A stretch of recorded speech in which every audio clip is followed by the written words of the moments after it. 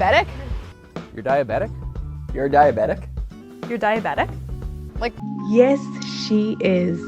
Today we speak to Jemima about her lived experience with type 1 diabetes, how she has grown into it since being diagnosed at 13. Thank you for tuning into Sick Faces, a project that conceptualizes chronic illness into makeup looks. Please like, comment, and subscribe. Now let's get into the highs and lows of glucose levels and highs and lows of life. Hi Jemima. Thank you for coming to Sick Faces. Thank you for inviting me. Okay, so today we're talking about diabetes, which is actually quite a common sickness because everybody kind of knows at least one person in life with diabetes. So maybe because it's such a common illness, just to start off, I always think of diabetes as like the no sweets, can't have cake kind of illness. In your own words, would you describe you tell us, what is diabetes? So diabetes it's not only about like sweets, it's also carbohydrates. So such as like bread or pastries or fried food. So as much as like we can't eat sweet stuff, we also have to watch our carbs. So like when I was diagnosed with diabetes, we had to do carb counting. So we had to look at the carbs and certain things, and I think it wasn't supposed to be over 60 grams of carbs. Oh my god. And there's two types of diabetes. Do they both have to look at the carbs? Yeah, the diet is more or less the same. Like the difference is that I'm type 1. So type 1, you have no insulin in your body at all, like no insulin is being produced. Type 2 is you have insulin being produced, it's just not enough insulin. Okay. Explain this for us who don't know. Insulin is... So insulin is produced by your pancreas in your body, and it breaks down the carbs that come into your body into glucose, and then that glucose is used by your body, through energy and stuff like that. So your body has no insulin at all. So Yeah. you have to actually have... I have to inject myself with insulin. Okay, so we're getting to treatments now. Okay. What are how does diabetes manifest for you? What are the symptoms of diabetes? So with high blood glucose, for example, you have frequent urination, you have fatigue, you feel very tired, and increased thirstiness. So you feel very thirsty.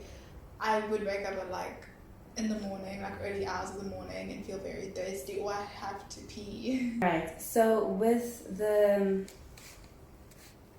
you were talking about you have to inject yourself with insulin. How is that? Is that not scary? It was in the beginning, I'm not gonna lie. For the first few months, my mom had to inject me with insulin. Okay. So I couldn't do it myself. Okay, maybe let's rewind back. Okay. When were you diagnosed with diabetes? In 2014, I was 13. You were 13 years old. How did you react? Did you know what it was at 13? I knew what it was, I just didn't know the impact it would have in my life, and I didn't know how to treat it. I didn't really know much about it. I always related diabetes to my uncle. Okay. Because he was the one person I knew that had diabetes. And so I was in denial at first. So what is that? Being in denial, how did that in denial play out? Were you refusing to take the medication? At first I was in denial because when I went to my doctor, she was like, okay, for my symptoms, and she did test my sugar, and she was like, it's very high and you have the symptoms of diabetes. So she said she thinks I have diabetes, and I was like, no, I don't think so. I was like, isn't there another way to figure it out? So I went for she took my urine sample, and she said that there were ketones in my urine, which I'm really not too sure. But I think that means that there's glucose in my urine. I peed my glucose out. But my glucose is supposed to be broken down in my body. So yeah. So I was in denial. I didn't think that I had diabetes until she was like, no, you have to go to the hospital. You definitely have diabetes. Oh gosh. And then you started having to begin the process of accepting it. And then what was that like? Because you're 13, this is pretty young. I cried a lot. Really? Gosh. And what did you think you were crying about then at the time? Because it was a huge lifestyle change. They told me that I had to do everything differently. So at school, for example, now I have to like isolate myself from my friends and test my sugar and inject. And also because like everyone else around me they were all really young, so like it was new to them. So they would ask me a lot of questions, and it just made me feel really isolated at the time. Oh, shame. But I got used to it, and also at the time I had a really strict doctor. So he would be like, you have to do this and you have to follow this plan, or test your sugar at this time specific, like every 2 hours I had to test my sugar. So like in between lessons at school and stuff like that. So yeah, but I adapted to it eventually. Okay, so what does the testing involve? Is it like a needle prick, or is it? So when I test my sugar, I prick my finger, and then there's blood, and then I have like a little like strip that I put my blood on, and then I put it into the machine, and it gives me my glucose reading. What happened at school when you would get like a bad glucose reading in the middle of like biology or something? So like so it happened in the beginning of the school year, and I had to, when I was diagnosed, I had to miss 2 weeks of school. So like all of my teachers and like my friends and stuff like were aware of it. Okay. So when it would happen, they would know. So they would be very like accommodating. So if I had to like inject or test my sugar, or if I didn't feel well, like they would know, and they'd be like, okay, like, do what you have to do. So I felt like that helped a lot. Okay. Yeah, so you get a bad glucose reading, do you immediately have to inject? Is there an immediate action that you have to take? So at that time, I changed my insulin like a few times throughout it's been like 7 years. Terrible at maths. I'm terrible at maths. Yeah, 7 years. Don't judge me. So like throughout the 7 years, I changed my insulin a lot. So at that time, that was the first insulin I was on, and so like with my insulin, I would inject in the morning before I had breakfast, and then I would. So throughout the day, if it was high, I would inject like a fast-acting insulin, which would bring it down immediately. So that's what would happen if my sugar was high during the day. I'm still stuck on the fact that you're 13 and you're having to do all this like needle work. Because I really hate needles. The needle that I used was very little, so it wasn't like. So you were not freaking out, like you were just. I was freaking out. A lot. Because obviously at school your mother wouldn't be there to do it for you, so you had to. Did you take to it very quickly? Did you? I tried my best for it to not be high during the day, so that I wouldn't have to inject. Okay. Yeah. Yeah, but like so when I first started, when I was first diagnosed, I was like going through something called the honeymoon phase, which means that my body was producing very little insulin, but the honeymoon phase did end. So that's when my body stopped producing insulin at all. Okay, yeah, but like during that time, I did try my best to like for it to not be high during the day, so I didn't have to inject. Okay, so I just want to ask around the diet, especially having been diagnosed as a child. You know, there's a lot of sugar and sweets and carbs that take place in children's life, and even now as an adult, like I really love sugar and pasta and all that stuff. So how has that been for you over the years? So obviously as a child, how do you cope being at a birthday party and not being able to eat maybe a majority of the things that are there? And even now as an adult, things like brides and Christmases, and what is that like being somebody who's diabetic?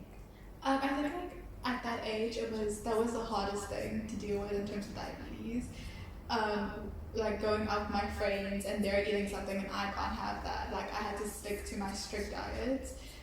So my diet was a lot stricter at that time, and it was hard for me. I felt really sad at sometimes, or like with family, because like our family also loves like baking, and we love like sweet stuff or like desserts, especially around Christmas.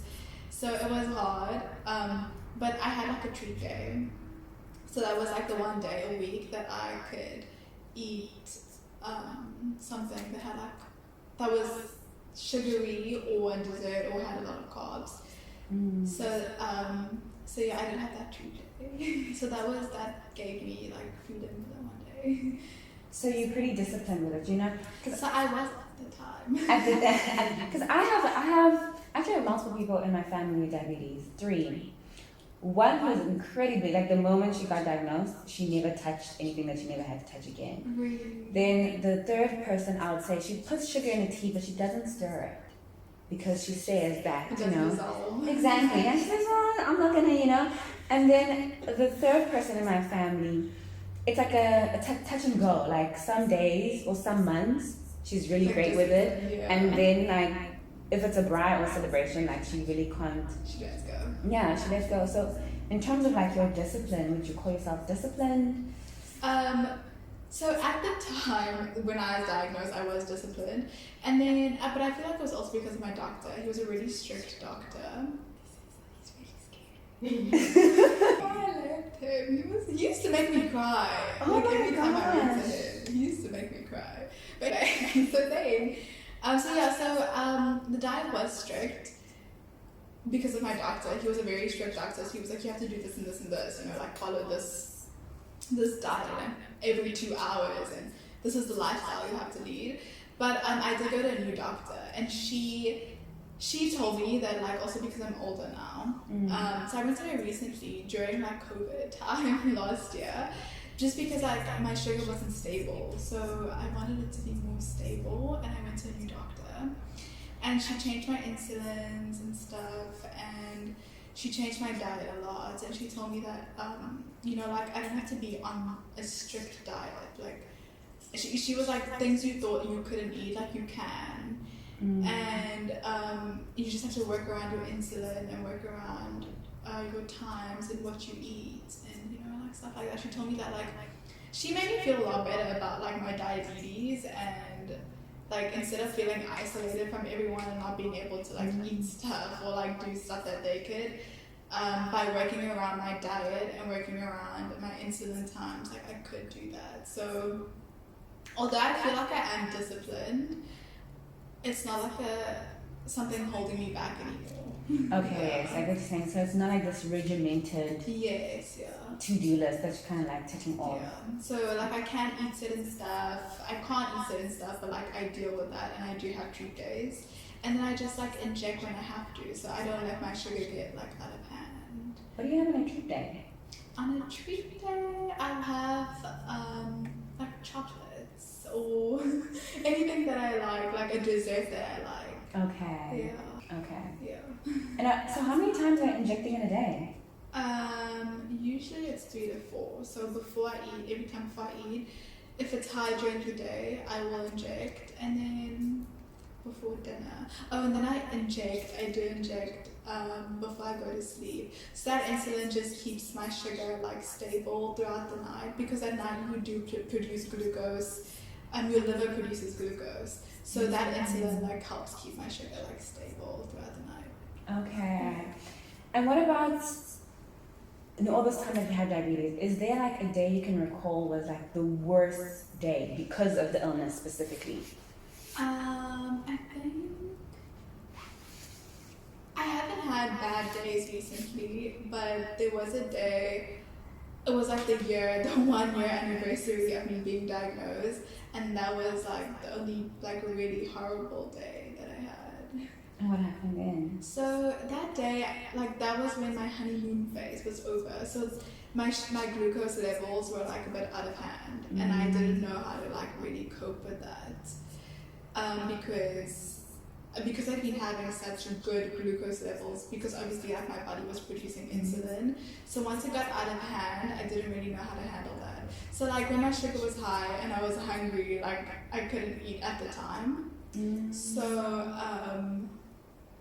So yeah, like I didn't really know like how to deal with that. So was it like a psychological sort of Yeah, I thing? actually did go to a psychologist for that, because like I didn't know how to handle it. Like I didn't know how to handle my highs, and it just made me like angry like with myself, because I couldn't eat when I wanted to eat. I couldn't eat what I wanted to eat, and because I was so like young, it was difficult having to like stop myself.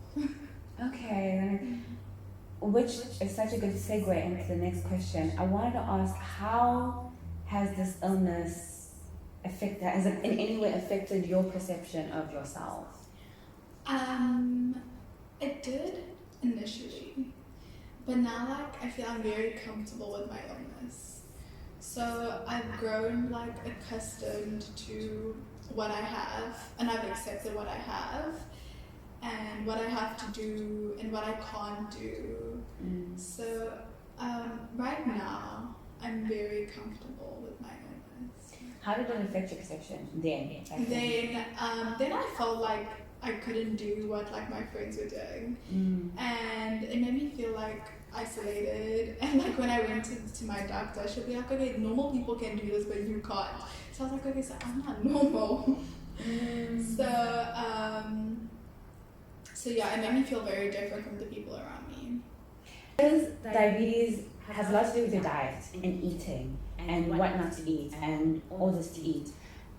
On top of that, putting that you're a very young, beautiful woman, and they're always being fed, whether it's, I suppose, media or whatever, what to eat and what not to eat. I'm interested to find out, what is your relationship with food, having diabetes? I feel like I have a good relationship with food, and I also feel like diabetes helped me a lot. Like it wasn't like something that I was against, because I feel like it helped me a lot, because it helped me like stick to a diet, which I wouldn't have done if I wasn't diabetic. And although it is an illness and it's not a good thing, but I always look at it in a positive light, and I'm like, okay, if I wasn't diabetic, I wouldn't have had a diet to stick to. So I wouldn't have put the effort in to stick to a diet if I didn't have to. And because I had to stick to a diet, it helped me a lot. So it helped me gain healthy weight instead of like unhealthy weight. You know what I mean? And like I stuck to healthy weight throughout my like 7 years of diabetes. So yeah, so like I honestly feel like I didn't have I had a good relationship with diet. Although like sometimes I don't stick to my diet. Sometimes it can be toxic. So sometimes I don't stick to my diet, but I also feel like that's normal. Like I feel like it's something like It happens. it happens. So, what I'll tell you, basically saying that you have a good relationship. I mean, you have a good relationship with food and with the illness as well. Yeah, I feel like I do have a good, like I never like stop myself from eating. Okay. To be honest, like I don't. But I feel like that's good. Yeah, look, eating is great. And it's healthy. So, you know, as long as obviously. I feel like that's good. Like I feel like you shouldn't stop yourself from like eating. Well, obviously, like if it's not a good food, like if it's not like if it's something you shouldn't be eating, I do stop myself. But I don't have like I don't stop myself when I do need to eat. Yes, okay, that makes sense. Yes, I feel like I do have a good relationship with food. In conclusion, to answer that question. Thanks. Okay. And a good relationship with your illness. Well, yeah. Well, right now, sometimes it's like it's in between. Sometimes I have a good relationship with my illness. When it's a bad relationship, how like describe that? When you're having a bad relationship with your illness. So when it's like a toxic time. What's a toxic time? So that would be when my sugar's high and I really want to eat something, and I'm like, okay, I'll eat it and I'll inject, which is not good. Like it's not something you should like do, but I do that sometimes. I won't lie, I do that. Okay. But yeah. So we're going to personify your illness for a second, right? If diabetes was a person, how do you think they would look like, or how would you describe them as a person? So let's start maybe with the makeup part of this whole thing. How do you think, what face would diabetes have for you? Okay, so the makeup look that I chose, so I chose blue, because that's like the color for diabetes. Do you know how breast cancer is like pink? Yes. So diabetes, like I feel like a lot of people don't know, but November is Diabetes Awareness Month, and the color for Diabetes Awareness is blue. So that's why I decided to choose blue for my makeup look. And then I did saw that, the white eyeliner that I'm doing, or that Sandra's gonna do for my makeup is and it's like a long eyeliner, so it goes like all the way up, and that's kind of gonna represent like the highs and lows of like my glucose level. So like it's high sometimes and it's low sometimes. Yeah. So that's what that represents. And if you were to give diabetes a character, like whether it's a villain or a hero or a frenemy or I don't know, a character trope, what character would you give your illness? I would give, if I had to pick a specific like character for diabetes, I would pick the Disney princess Ariel, because like during the movie she loses her voice. So I feel like diabetes loses its voice, or it doesn't have a voice, to be like completely honest, because people don't really look at it as like an illness, or people don't look at diabetes as something Like serious? Yeah, something serious. Because people like, when I tell people that I have diabetes, and they're always like, oh, okay, like you just don't eat sweet stuff and that's it, and then you're fine. But actually it's a whole lifestyle change. Like once you have diabetes, especially type 1, because it's juvenile diabetes, it's like obviously type 2 is also like a big lifestyle change. But for me, I feel like I can talk on behalf of type 1 and not type 2. And I think that type 1 diabetes was a huge lifestyle change. And nobody ever looks at it like that. Like nobody ever thinks, okay, it's a serious thing. Or they just think, okay, you just don't eat like this. We don't eat certain stuff. And people always associate it with not eating sweet stuff.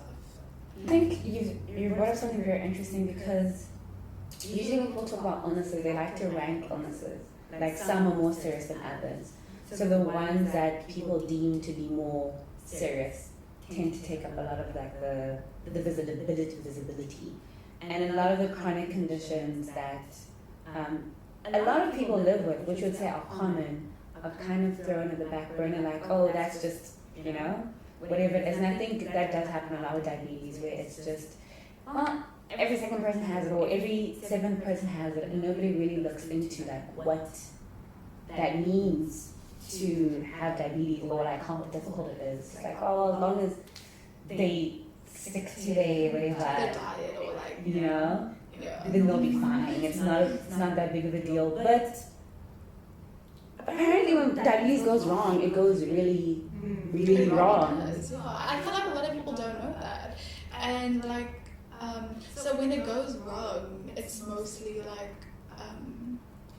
when your glucose levels are high, so when they're out of control. So diabetes can get out of control, but because of you. Do you know what I mean? Because you're not controlling it. And do you feel like a very heavy burden, when things are going wrong? Do you feel guilty? Do you punish yourself? Because the narrative is, well, if you just do these simple things, you'll be fine. And it's probably not that simple. So how do you feel when things are going wrong? When things are going wrong, I do feel like it is my fault, because it's my responsibility to have a good diet, and it's my responsibility to say no to certain foods. And when I don't say no to those foods, it's my responsibility to have to say no to that, and to have to stick to that specific diet. So although but how do you balance that out between, okay, I have a responsibility to do this, and then just the general fact that you have an illness, and sometimes illnesses are gonna illness. I get that. I mean, I understand like that. I have to do what I gotta do, and sometimes I just like have to eat. Like, I mean, I just can't eat certain stuff, and I understand. But sometimes I do cheat, and sometimes I do eat like stuff that I'm not supposed to. Okay, right now, speaking of diabetes, my sugar's low. I know my symptoms, so when my sugar's low, I sweat. So I feel like really hot, and like I start like sweating, and I feel weak. So sometimes, not all the time, my hands shake. Yeah.